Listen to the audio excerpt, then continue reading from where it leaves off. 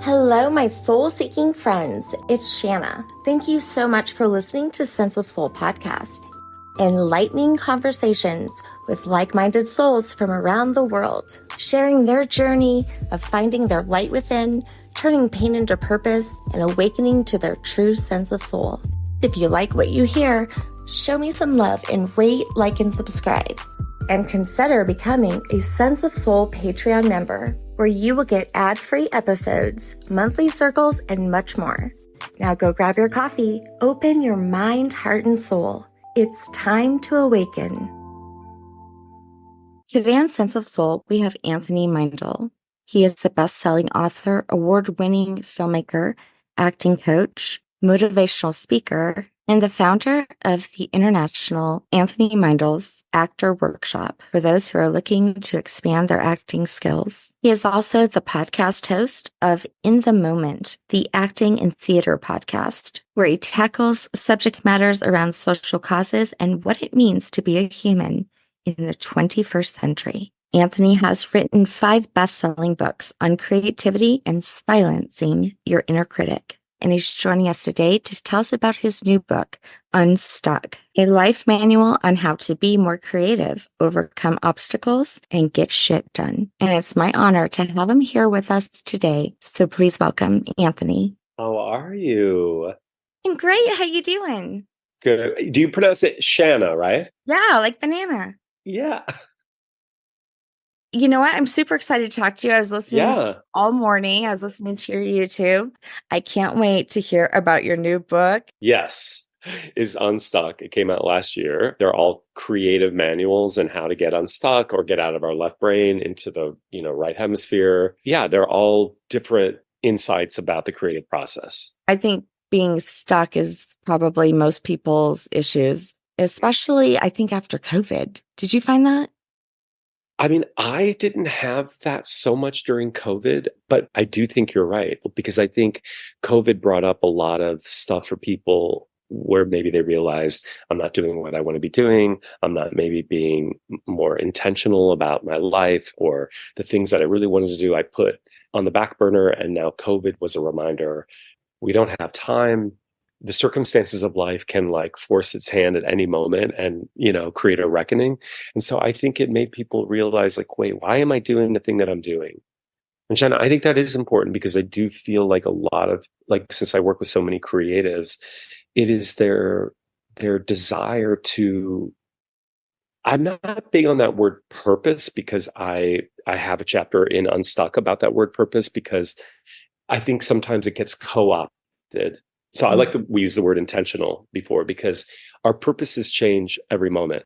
Right now, if I'm intentional about being with you and, uplifting an audience or a listener, but that purpose is going to change when I'm done and I'm going out the door and heading toward my day, right? I also think purpose sometimes, it's a word that we affix onto us, and it's kind of more capitalist driven, because you have kids. I don't know how old they are, but what is the purpose of a child? It's not about having purpose. It's about being. So I think sometimes we get really worked up about, I've got to find my purpose in life and it has to be purposeful. And I think actually that can actually work against us finding our true value, where we can serve different ways of being expressed creatively. And it wants to change. I think we get stuck on it has to look the same all the time. Doesn't it?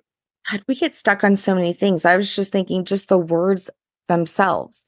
Yeah, the words, the labeling. Yeah. Yeah. Sure. Wait, well, were you always this smart? I mean, it's funny, because I used to think I was so dumb. And I still I don't ever tell myself that anymore. But I used to think that I was book smart, but not street smart, but now I realize my intuition or my insight, not that I'm smart, but my insight comes from meditating and just having a different maybe understanding of the creative process that maybe can help illuminate people who are stuck. Wow, Yeah, you're so positive though. And would you start by maybe telling me a little bit about who you are and where you came from and what were you gosh. like as a little Anthony? Well, a short story is I grew up in the Midwest in Indiana. And, I guess when I look at my life, I was always very creative. And I was also always sort of my role in the family has always been like the mediator. And so I Mm, always feel like I was always on a very spiritual quest, even at a very young age. My relationship to spirit, or I would dwell like I think kids do, they dwell in another world. You know what I mean? mhm, And as we progress and we get older and we start listening to the left brain, we kind of pull ourselves away from that knowing or that imagination and that domain. And I guess at some level, I think that that's part of the journey that we're all on. Sorry, I'm going off on like a philosophy I have, but like I think life is about trying to come back to who we were as kids, which is mm, more connected to some other awareness than just the labeling binary world, we're the structured world we're living in, right? And so mm, yeah, I was an actor. I lived in New York. I went to school in London, and then I moved to LA 25 years ago. And I started working, was still acting, but then I started working with creatives and actors. And then over the last 10 years, I have schools all over the world. And I feel like the work and the writing that I do in my books is not just for actors, like mhm, homemakers and moms and people in the military, like will seek me out and be like, oh my God, I read your book and it really changed my mhm. perspective on the creative process. Relationships too. I saw, right, Yeah. things that, you can use like any of this work, I think, in any part of your life, no matter who you are. Well, I think like it's great that you said this, we were talking about labels because relationship, how many kids do you have? So I have four, 26 to Oh, 11. oh my gosh. You have a 26-year-old? Mhm. And it's, yeah, and You're on so young. How old are I you when am. No, I'm about to wow, 48. you're rocking it. You look amazing. Thank you. I think we get so again stuck on the identification with the label and then what we think it means. And if you think Yeah. about relationship, it's not a noun, it's a verb because we're constantly changing and we're relating to someone. How you are now at 48 is different to how you're relating to your kids and your family and your in-laws than when you were 40. And I think we have a I just think we get really stuck in life in we call something a name, and then we have a very strong picture of what we think it's going to look like. And then we see a media representation, which is not real, about what it's supposed to look like. And then if you get this thing, then your life is happily ever after. And that's a fiction. And I think people are often, their lives are really, they're unsatisfied because their life does not match the picture. Yeah, absolutely. And I tried to fit. I did a really good job. I'm not an actress, but I was sure was acting most of my life, playing the role and trying to be the best, right, at everything. And my kids were going to be the best and they were going to make me look better and all of those. Oh yeah. How did it work out? Yeah, see? And really I was trying to live up to all of the mothers I saw before me. And I thought, man, I'm failing at this because I'm losing my shit. Hmm. Like, how did they do this? And no, it doesn't quite work when you're trying to live everybody else's dreams. But maybe you also realize like it's also we're projecting onto people this idealized mythology about their life. It's compare and disparism in a way, but you're only seeing a little sliver of their pie. You're not seeing when they go, oh, it's like, this is why social media is so maddening to me because we see the curation of a 30-second or a 1 minute, summation of their life. That's like, hashtag Ibiza, hashtag whatever, Super Bowl, you know what I mean? And then you're not in their life 24/7. And the Absolutely. common variable is we're all human beings, we're all fragile, we're all vulnerable, we're all stumbling towards some ending to a new beginning again. And nobody has it figured out. Nobody. No, So I hate those fake, family photos. I'll look at them sometimes with my friends and I'm like, dude, they're like on the verge of totally right, ending. collapse. And That's they're right. like Yeah. sitting there acting like They are so in love. That's so funny. This portrays to people that what's wrong with my life because it's That's not right. like that. And That's I right. find this with children often where they'll look at this beautiful family or this dad holding this sign on the side of the soccer field and think that that is what makes a good family, a good father, and all these things. When this dad over here, who maybe has to work all weekend and can't make it, would die for you, Mm, loves you, you know, no less than, but yet you think this because this is the picture that you see. And mm, it breaks my heart. And I think it causes that FOMO, hmm. fear of missing out. Yeah. Although I joke with my a producer, I just finished this movie and she produced the movie, and we call it JOMO, joy of missing out. Because that whole FOMO aspect, right, is you're scared you're going to miss out. And then you go to the thing that you were really scared that if you missed out, you were going to miss the party of the century. And then you go and you're like, it's these people and it's this. You know what I mean? Right? So you realize again, it's not real. It's just not. I think we live in a culture of distraction. Again, I kind of blame the tech world and social media. Not that, the tech world has given us a number of amazing technological advancements, but in terms of social media and the sort of code that's embedded in it, set up to make us addicted and always searching for that next endorphin rush, right? Like, I mean, they've all talked about it. And I also think it's created this fracture where we're seeking something other than, can I not just find a moment of happiness right now, doing Mhm. nothing, being locked off or offline, just sitting in nature or in my garden and not constantly having to seek the rush of something else. So I think that's where FOMO comes from. Yeah. Oh my gosh. And it's so freeing when you don't have to, you know, have that fear of missing out, which fear seems to be the root of all evil. Yeah, it really is, right? And Mhm. I'm sure, fear is false evidence appearing real, right? I love That's what, that. yeah. In my own life, I'm always looking at, gosh, behind the excuse or behind the complaint or behind, I don't know, the no, when I say no to things, if I look deeper, there's always a fear attached to it. Hmm. Well, if I remove my first response and then I kind of unpack the fear, oh, I'm a fear of being vulnerable or a fear of being seen or a fear of failure or a fear that I'm going to be ridiculed or judged, right? And if we can just sit with that and then, I don't know, still move forward in that direction, having it. I think the thing is we think that life is supposed to be devoid of fear.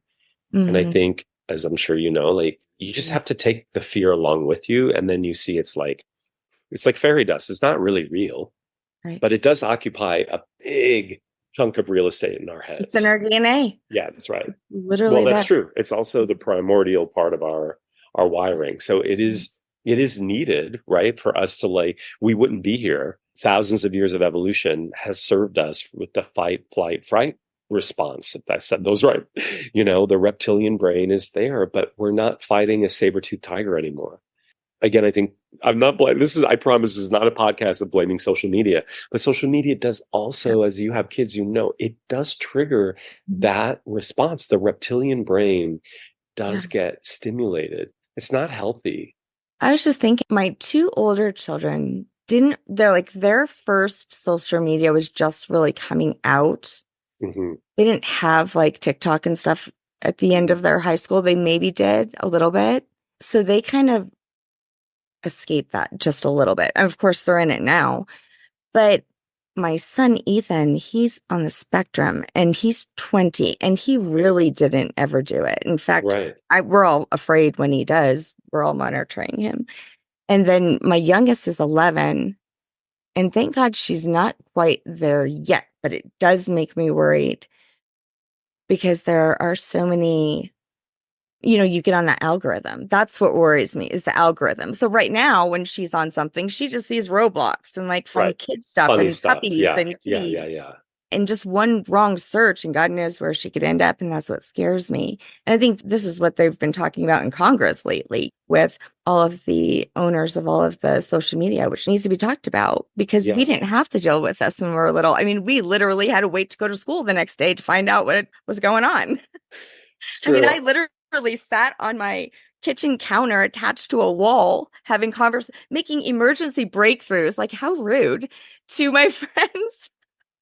Oh, you had call interrupting or whatever it Right. was. Yes. I mean, it I was didn't even so have that. nervy. I had the old school phone with the long cord, and I Rotary. would stretch it. The rotary would stretch it around the wall so my mom and dad couldn't hear me on the phone. Oh my God. And if you missed a number, good Lord.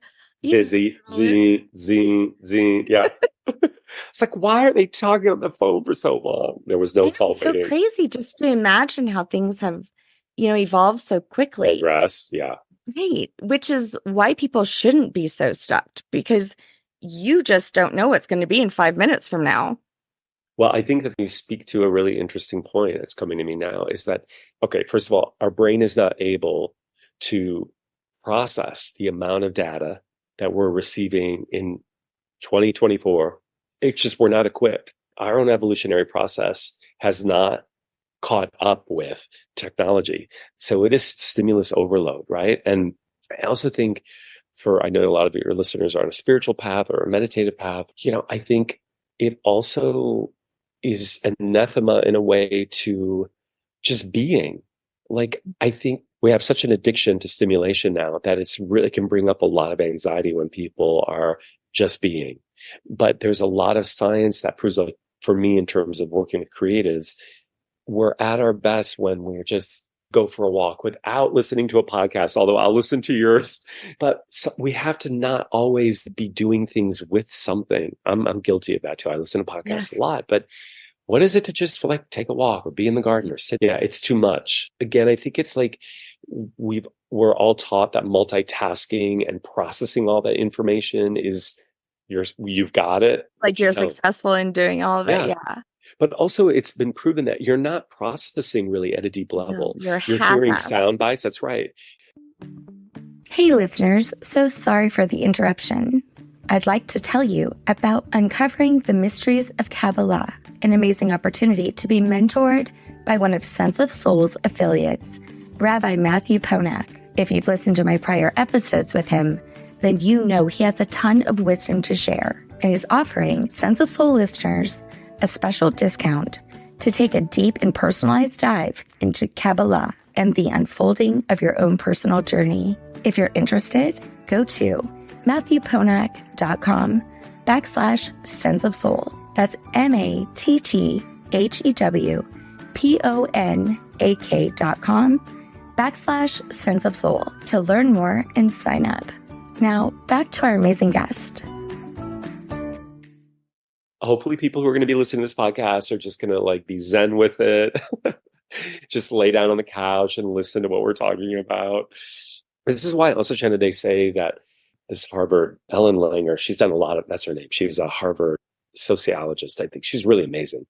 And she has shown through her work that when we go on a vacation, let's say, a vacation is fun, not just because, okay, you're in like a really beautiful Caribbean place or Mexico or whatever, or Europe, but also because it rewires your brain because you're experiencing something new. So you disrupted the way you habitually see life and how we are programmed. Like if you drive, this is one of the things that she recommends. If you drive to work every day, she says, and you take the same route, she says, just by giving yourself permission to go a different route, even if it takes a little bit longer, will re-stimulate a different neural groove. Because she talks about it as noticing things. And noticing things creates a space of possibility, potential, hope. Yeah, it's really simple processes that I think are available Like to that. all of us. You know what I mean? Yeah, because half the time you're driving to work and you're like, how did I even get here? Yeah, I don't you're even not. remember because you're so in your That's head, it. which You're is so dangerous. completely unconscious. I know. That's right. We're not here, so to Yeah. speak. I love your sign there. It says more peacemakers, healers, restorers, storytellers, and lovers of all kind. The planet. Oh, it's gonna make me cry. My That's my kind of best friend got me that, and I love it. And I used to not use my own background, but I I just love it love so it. much. That's And like my mission. me too. Me I too. just came back from I just finished this movie we shot in Greece and Canada and India and Taiwan and South Africa and Oh, Namibia. Yeah. And they're all love stories that then culminate in a climate crisis. Yeah. Ooh. Really excited about just kind of sharing the human aspect of living in a warming world and how, I think people can really relate to love. And Yeah. how do before we started podcast today, we were just talking about, because I live in California and we've had historic flooding. And, as I think as our world warms, we're still going to love and get married and have kids and divorce and move. But I'm trying to explore that part in a world that's changing. And so, yeah, I think when I read that, that's kind of my mission in life. Yeah. It's interesting. Speaking of storytelling, which, I listen to people's stories all the time, but there was a point in my life in growing up, being vulnerable was a weakness. In sharing your story, it's like, don't tell people your I hear that business. all the time. I mean, you don't want people to know, you're struggling or anything like that. And so my best friend Mandy used to co-host with me. I mean, she just like tells everything. And I'd be like, but the thing is, I learned that through those stories, is connection. And this is something that we've been Mm, lacking. I've been here. I've done this. mhm. I've been there too. And it makes people feel less alone because you can feel so alone sometimes, many times in this journey. And I think that also keeps you stuck. I love that you said that. Yeah, we have a convoluted relationship with vulnerability and we think it means weakness, right? But vulnerability is really the core of being alive. There's nobody on this planet who's not at their most basic self vulnerable. Like I always joke, like, we think the Target is real or Walmart or I don't know, Spotify, and they are, but in the big scheme of things, we're all living on a chunk of rock spinning in the middle of dark matter in one cosmos, a part of one of many solar systems. You know what I mean? Mhm. So in 100 years, everyone we know right now, including you and I, will no longer be here, and a Mhm. new generation or a new existence will begin for a new group of people. And I think Target as we know it won't be here either. Right. And so these things that Probably. yeah, for sure. But Sucks. I love Target. yeah, sorry, Target. I hope Target is It's one this that ad sucks. is not sponsored by Target. Or maybe they will sponsor you now. Nothing against Target. I'm just using it as like we, Yeah. we we are so oriented toward, I don't know, It's attachment. the physicalness of things, but we're Yeah. so more than that. But sorry, I was going up on vulnerability and just trying to remind us all that that's when I take a broad perspective of my place in the cosmos, it feels very, for me, it can be very freeing, right? But Yeah. this idea of vulnerability, Brene Brown said it best.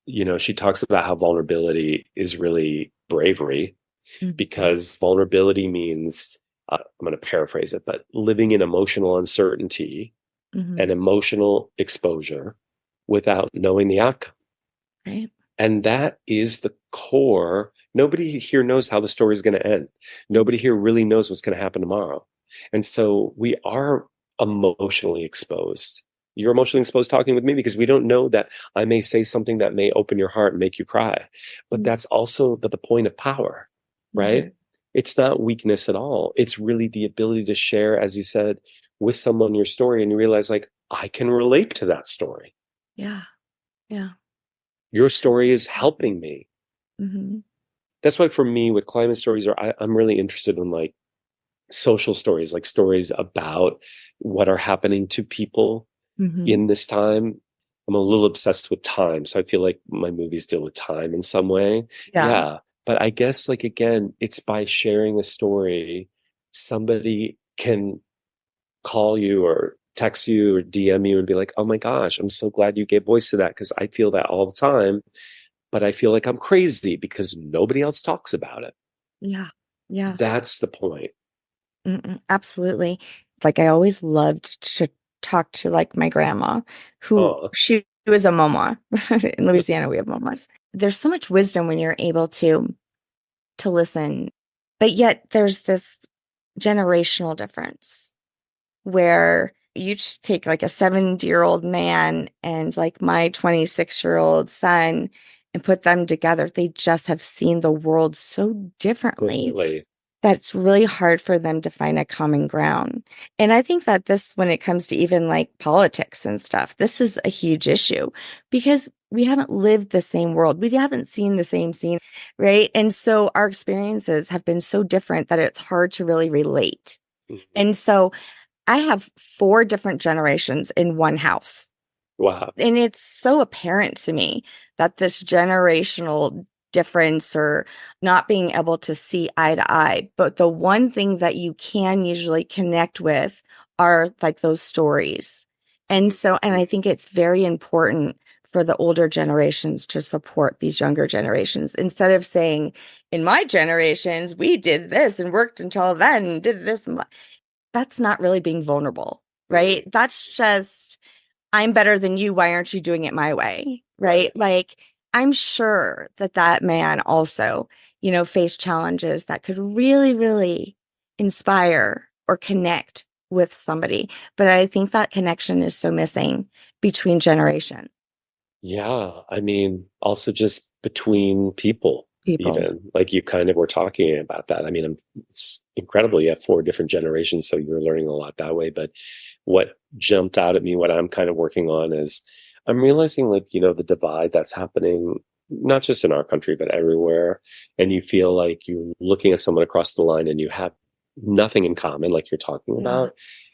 I've just really been practicing empathy in terms of it doesn't mean I have to agree, but I've Mhm. also realized like, whoa, you know what? If this person was born in my experience or had similar, nature nurture aspects like I had, they may see the world like I see it. And if I were born in New Orleans, I might have this perspective. And so Right. all of a sudden you find the common ground. I think it's empathy that we have It is. lost. You hold space for people. And I watched you do this in all of your videos when you were in groups. You really hold this very safe space, a non-judgment space, which is exactly what I think we're talking about. Like if we could all do that, because what I see here that I think that is so good across the world, they may see it as absolutely something so bad. But does it Mm-hmm. make it good or bad necessarily? Right. Well, that's true, right? Except our own judgment about, I mean, also, if you look at it, the biggest spiritual picture of it all is none of it's good or bad, right? Like from a divine perspective or even a scientific perspective, it's just neutral. I think it's also in our own life, the things that we think that happen to us that are quote unquote bad often prove to be really helpful for us in the long run, Yeah, right? So greatest it's all, teachers. yeah, that's Yeah. right. It's all cumulative. But I guess for me, though, too, is again, I feel like this is a promo against social media. The reason why we lack empathy is because we're misinformed. And that's the job, again, of disinformation.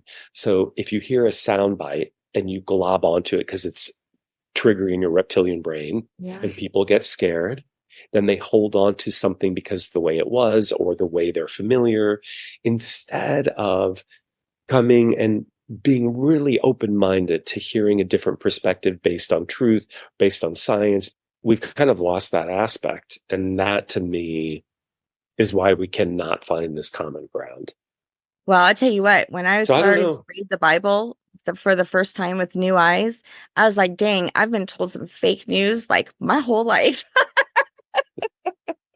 That's how I felt. Yeah, I feel like, we've been sold stories that really are just trying to benefit those in in power power.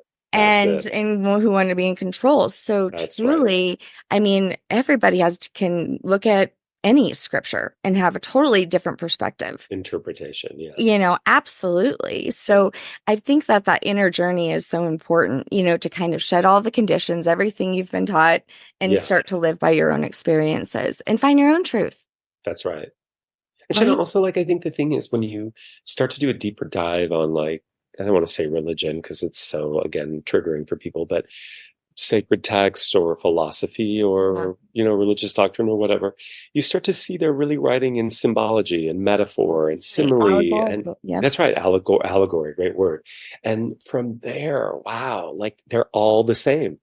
Yeah. Then you see, oh, Islam is not different from Christianity, is different, not different from Judaism, is not different from Hinduism. The core tenets of the teachings are the same. And we are the same. We are Yeah. the same, but you're right, it's been co-opted by power. An organization makes money by teaching it this way, and it's often fear-based or exclusionary.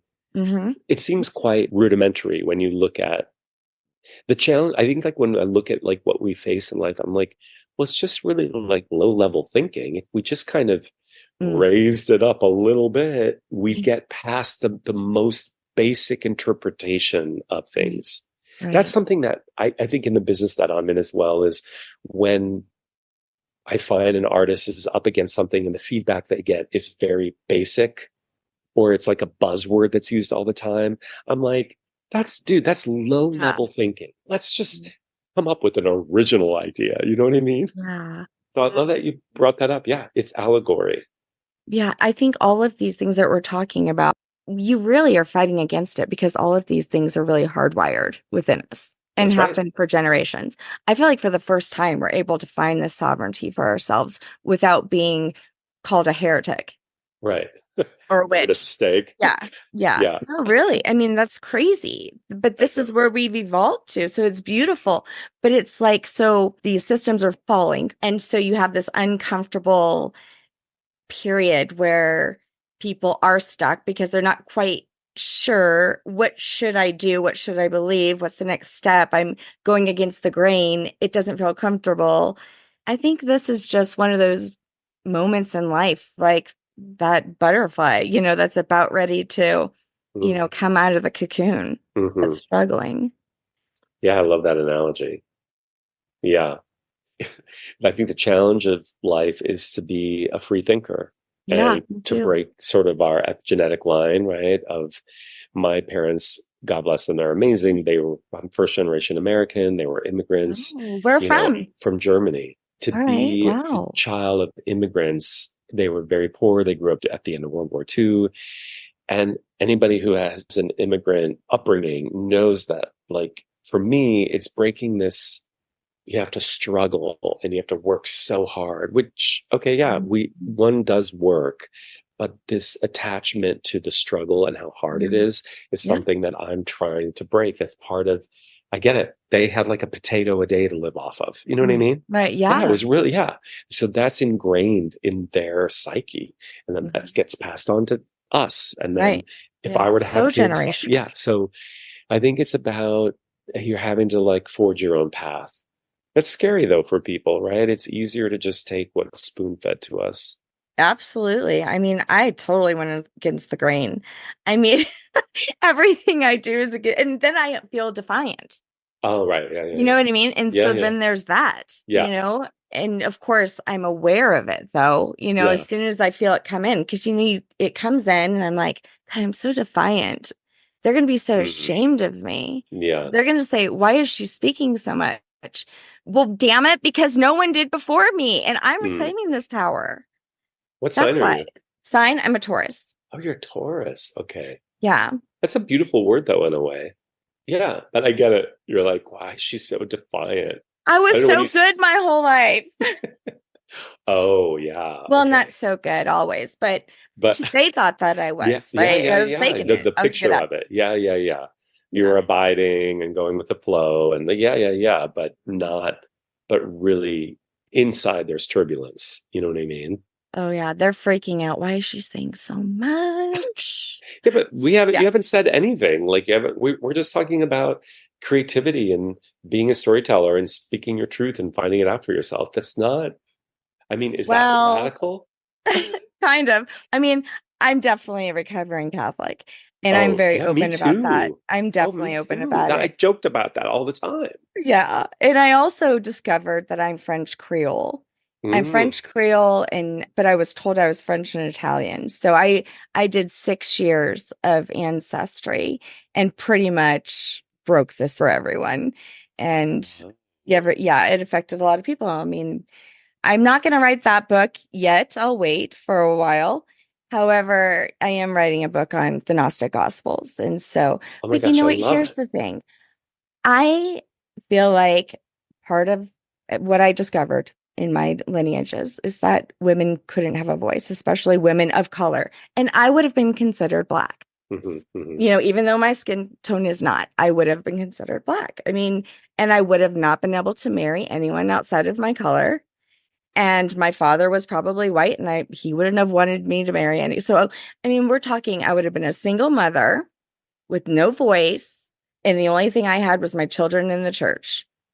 And then it made sense to me why I am who I am. And so that's when I just said, no, this stops with me, and my daughters will not, know that life. They will, own their way in life and have their own experiences rather than Hmm. living by what everybody else told them to be. Mm. You probably were a witch in a previous life. Oh, absolutely. And I had Marie Laveau in my tree. So, this is coming through. Wow. Okay. Wait, who is that? Marie Laveau is the voodoo queen of New Orleans from the 1800s. Part of your ancestry. Yeah, yeah. Oh, how She's in my incredible. two different lineages. And in the 1800s, she was a woman of color that was feared. Can you imagine how much power that is? Oh, wow. So I grew up thinking she was the boogeyman. Now I'm like, You're like she was a goddess. yeah, Yeah, that's funny. But you're right on. You're doing what I'm not going to use that word purpose, but you're finding your own way, which is really important. You know? yeah, yeah. Yeah, that's Right. beautiful. And there's so much sovereignty there. You feel free. You no longer feel stuck. That's right. I'll give you an example. My son, he's 26. He had everything going for him in high school. He was Hmm. living up The dream. to all of the dreams of Okay. his parents, his grandparents. I mean, he was going to be a baseball player before he was born. Hmm. How fair is that? I even chose his religion before I was born. Just think about that. Most of us do. How fair is that? You're going to choose someone's beliefs before you even met him? Hmm. You're going to choose his sport. You can decorate his entire room, even by a college, because that's your college. You Hmm. don't even know this child. And his senior year, his arm went out.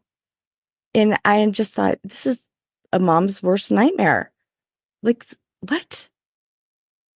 And I remember even telling me, I'll play, but I'll play for you and I'll play for grandpa and all the. And I said, well, you damn right, because I spent my whole life. This is how I was back then. And then after high school, when he couldn't play, he didn't go to college. And he basically looked at me and said, which base do I go to, Mom? Coach me. Where's my fans? I don't feel loved. And it just broke me. I was like, holy shit, what did I do? What did we do? Not just even me, the family, the community, your coaches, society. And then all I could do was give him the space to find out who he was. Wow, Shanna, I mean, that's a incredible story in terms of, first of all, I love that. Yeah, like you chose, I never thought about it that way, but we do. We choose their identity in a way, right? Like we choose what they wear, how they look. For a lot of people, it's almost choosing their gender if they don't identify with that gender. You know what I mean? Mm. But, certainly their religion, that's hilarious. I never really thought about it. Yeah, you're like, you're my son and you're going to be baptized. You know what I mean? They may be like, I feel like I'm one with, Buddhism or whatever, and their freedom to explore. But, you're just part of the structure of a society that says that's the way it's done, right? And I do think like it sounds very similar to I was a swimmer and Mm. I think a lot of famous athletes have talked about that, and a lot of them who have, let's say, had Olympic success, and then that part of their life is over, they're completely lost because their whole life was prepped for them to get this achievement, and then they got it or they didn't get it, and then Yeah. their life falls to shit. So I think you need to just be gentle with yourself, and also he's in his early 20s, he's figuring it Mhm. out, you know, and it Yeah. may take some time There's a for lot of him. undoing. Yeah, Yeah. undoing and then like letting what his muses present itself. Yeah. Yeah, we often, this is kind of why this is a lot of my work is like we do things because we're told we have to do them without realizing, is that even what I want to do? I'm doing that for my mom or my dad, or because I have to keep this legacy alive, word, these imposed doctrines, as opposed to, I actually want to go travel the world and serve, or I want to Yeah. make pottery or whatever. Yeah. It's so bizarre to me, but not because the system is entrenched. Hmm. I think, especially for me working with creatives, it's hard for people to own their creativity. It's kind of like a sacrilege because for many people, they've been taught, and this is not parent shaming, but Right. parents, I get it. They just want the best for their kids, and they equate the best for their kids means getting a really great paying job. So you become a doctor or a lawyer or, I don't know, an accountant. And yet the spirit of the kid isn't that way. They're wired to be a singer or a dancer, but that doesn't quote unquote have longevity, or it's not safe. And so then they have very strong parents and they themselves haven't developed that part of their voice yet. They go to school, then all of a sudden by the age of 30, they're a lawyer and they're miserable. So it's being brave enough to like follow your inner story, because we Yeah. all have one, you know, Right. but it's not practical. That's the problem. Yeah. Right. There's no box that you can check No, off no, no. sometimes for, who you are. Yeah. Yeah. But it's also part of the fun of the journey. Or also, maybe you are an accountant until you're 30 and you're really successful at it. And then you're like, you know what? Yeah. I want to do something else.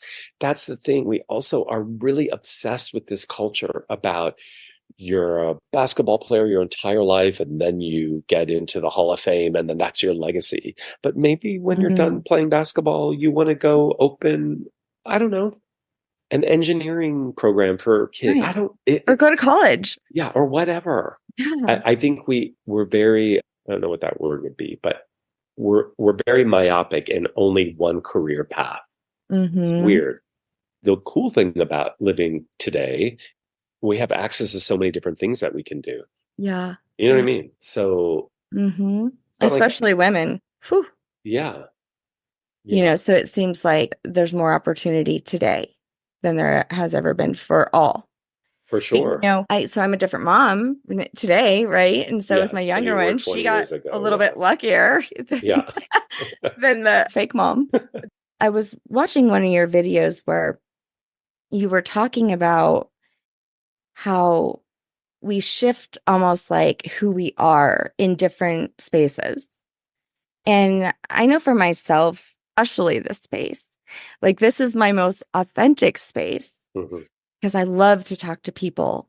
And what's interesting is that I never thought that sense of soul would ever land on anyone's ears. I mean, I hope that maybe it would help one, two people, whatever, and I remember our first year, we were so happy. We were like 20,000 downloads. And now I have like over 1.2 million, or It's whatever. And, incredible. it's like, I think that people, they want real. And I hear this often. But I also have people who will come in and say, you need to do this and this and this and this. And they try to put me on a different path, but it's due to more likes, more Mm, downloads, mm, mm, more video. This is what you have to do for social media. And it pulls me out of that space that I love just right here. I don't do it for likes. I'm top 1%. I'm proud of that. However, I never did it to be on the top of anything. mm. It was Right, right. really, truly from my heart. To That connect. passion will get you higher than anybody's strategic plan, is That's what right. I'm saying. It can move mountains, right? I think Yeah. so. Yeah. I think like what you said about, when we start to do things for like, yeah, it's great if you want to monetize what your work is, or, for me, I mean, I can only use myself as an example. Like I've written books because I see that the work that I've done in the classroom applies to all kinds of creatives. And so I know that there's value in it, right? But like you, I didn't do it. You can't, I feel like I can't put the thing in front of the reason why I'm doing it.